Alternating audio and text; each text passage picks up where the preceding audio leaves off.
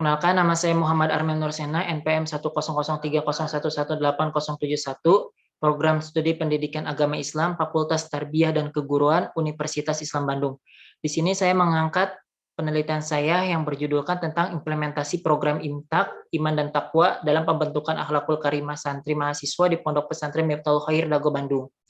Adapun yang melatar belakangi permasalahan penelitian saya yaitu dengan seiring berkembangnya zaman, teknologi semakin canggih dan budaya asing yang masuk ke dalam masyarakat sehingga banyak kasus kemerosotan akhlak yang terjadi di dalam dunia pendidikan khususnya di dunia pesantren. Permasalahan akhlak yang dimiliki remaja tidak semakin membaik, malah menurun. Nyatanya 86% anak-anak, remaja hingga dewasa yang kecanduan gadget, game online, kasus pelecehan seksual, serta tersandung kasus penggunaan barang haram seperti narkoba dan miras minuman keras. Adapun permasalahan-permasalahan tersebut terjadi karena minimnya pendidikan dalam pembentukan akhlak yang mereka miliki. Fakta lapangan yang saya dapatkan ketika observasi di Pondok Pesantren Miftahul Khair, yaitu pertama, masih ada santri yang membolos ketika pembelajaran dimulai. Kedua, datang terlambat ketika pembelajaran dimulai ataupun ketika datang ke masjid untuk melaksanakan sholat 5 waktu. Yang ketiga, masih ada santri yang malas untuk melaksanakan sholat berjamaah. Yang keempat, masih ada santri yang malas untuk membaca Al-Quran. Dan yang kelima, masih ada santri yang malas kurang menunjukkan sikap sopan, santun, dan takdim kepada guru maupun orang yang lebih tua darinya. Adapun fokus penelitian saya yaitu perencanaan, pelaksanaan, serta faktor pendukung dan penghambat program IMTAK, Iman dan Takwa dalam pembentukan akhlakul karimah santri mahasiswa. Adapun kerangka penelitiannya yaitu program IMTAK sendiri, pelaksanaan perencanaan, lalu melalui ke faktor penghambat, faktor pendukung, internal maupun eksternal, lalu ke pembentukan akhlakul karimah. Adapun metodologi penelitian, yang pertama pendekatan dan metode penelitian. Metode yang saya gunakan yaitu metode kualitatif bersifat deskriptif. Adapun jenis data yang saya gunakan yaitu data kualitatif.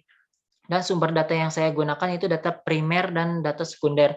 Teknik pengambilan data yaitu secara wawancara, observasi, dan juga dokumentasi. Adapun teknik analisis data yang saya gunakan yaitu yang pertama pengumpulan data, yang kedua reduksi, yang ketiga penyajian data, yang keempat yaitu triangulasi, dan yang kelima yaitu verifikasi atau penarikan kesimpulan.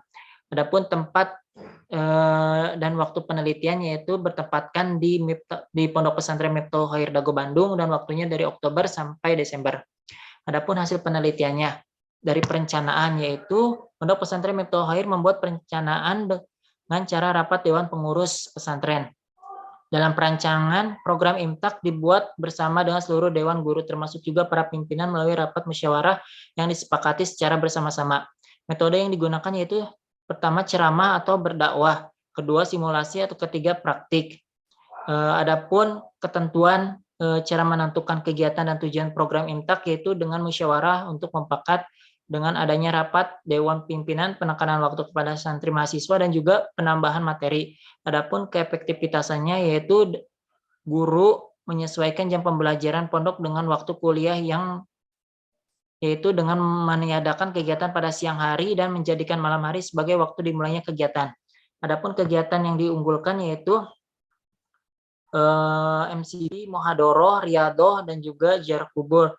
Untuk jenis kegiatannya sendiri ada juga pembiasaan pembacaan Al-Quran dan juga sholat berjamaah dan pembelajaran kitab kuning.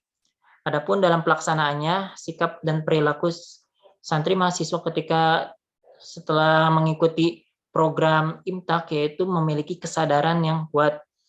Sebagian santri dalam tata tertib, sebagian santri mahasiswa Pondok Pesantren Miftahul Khair sudah memiliki kesadaran untuk mentaati tata tertib, akan tetapi 20% santri Pondok Pesantren Miftahul Khair masih belum memiliki rasa kesadaran dalam mengikuti program IMTAK. Ataupun tepat waktu ketika program IMTAK berlangsung masih ada sebagian kecil santri mahasiswa yang tidak tepat waktu. Adapun faktor penghambat dan pendukung. Faktor pendukung di luar lingkungan pondok pesantren yaitu dengan mengikuti kegiatan-kegiatan yang mengarah kepada IMTAK seperti mengikuti perlombaan dakwah ataupun mengikuti undangan tabligh yang diselenggarakan oleh pesantren-pesantren di luar sana. Kendala dialami di luar pondok pesantren yaitu tidak terkontrolnya perilaku santri ketika sedang berada di luar pondok pesantren. Upaya untuk mengatasi kendala santri di luar pondok pesantren yaitu dengan pengontrolan dan melakukan kerjasama antar kampus. Akan tetapi hal ini belum dilakukan oleh Pondok Pesantren Miftahul Khair. Adapun faktor pendukung di dalam pondok pesantrennya yaitu keluarga, dan faktor pendukung dalam bentuk material yaitu sarana prasarana yang memadai. Kendala di dalam lingkungan pondok yaitu berbagai macam santri dari latar pendidikan yang berbeda-beda dan faktor dari luar pondok yang terbawa ke dalam pondok pesantren. Upaya untuk mengatasinya itu dengan penguatan dan penambahan materi, wejangan teori, dan pengaplikasian dalam kehidupan sehari-hari. Adapun kesimpulannya yaitu program IMTAK yang dilaksanakan secara rutin tersebut telah membawa hasil yang signifikan pada santri mahasiswa. Perubahan-perubahan tersebut mencakup aspek kognitif, afektif, dan psikomotorik yang ditandai dengan sikap yang terlihat pada santri dalam program IMTAK yaitu tawadu dan takdim wa takriman. Hanya saja 20% dari santri mahasiswa Pondok Pesantren Miftahul Khair masih belum memiliki rasa kesadaran dalam mengikuti tata tertib IMTAK. Hanya sebagian santri yang sudah memiliki kesadaran untuk mentaati tata tertib. Mungkin sekian penjelasan dari saya. Wabillahi taufiq wal hidayah. Wassalamualaikum warahmatullahi wabarakatuh.